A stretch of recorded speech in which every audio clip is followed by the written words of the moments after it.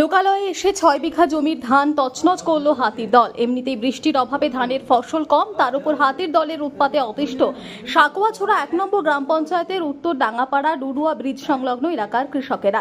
রোজ রাতে লোকালয়ে ঢুকছে হাতির পাল। সোমবার রাতে ডুডুয়া নদীর পাড়ে মহেশ শাহ তার কয়েক বিঘা ধান খেতে হানা দেয় ৪টি হাতির দল। সারা রাত ধান খেয়ে তছনছ করে ফিরে যায় হাতির দলটি। সকালবেলা ধান খেতে এসে অবস্থা দেখে বিমর্ষ হয়ে পড়েন মহেশ বাবু। তিনি জানান, খরা মরশুমে এমনিতেই ধানের ফলন কম, তার উপর লোকালয়ে হাতির উৎপাত ফসল রক্ষা সম্ভব হয়ে দাঁড়িয়েছে। বন দপ্তরের উচিত ক্ষতিপূরণের পাশাপাশি নজরদারি বাড়ানো। এভাবেই বন্যপ্রাণীর হানায় অতিষ্ঠ হয়ে উঠেছে বনাঞ্চল লাগোয়া লোকালয়ের কৃষকেরা। আপনারা দেখছেন সংবাদ শিরোনাম।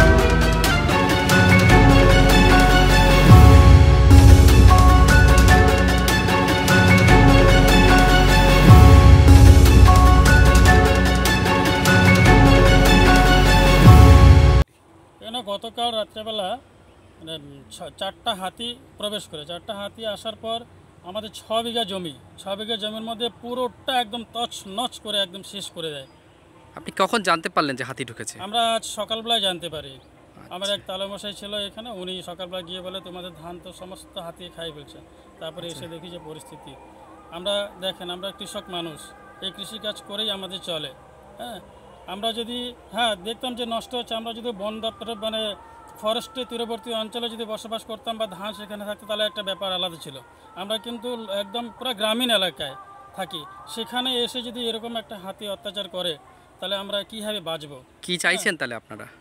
আমরা চাই যে বন দপ্তরের কাছ থেকে যদি আমাদের কোনো একটা সুযোগ সুবিধা দেয়, এর ভর্তুকির যদি কোনো ব্যবস্থা করা হয় তাহলে আমরা উপকৃত।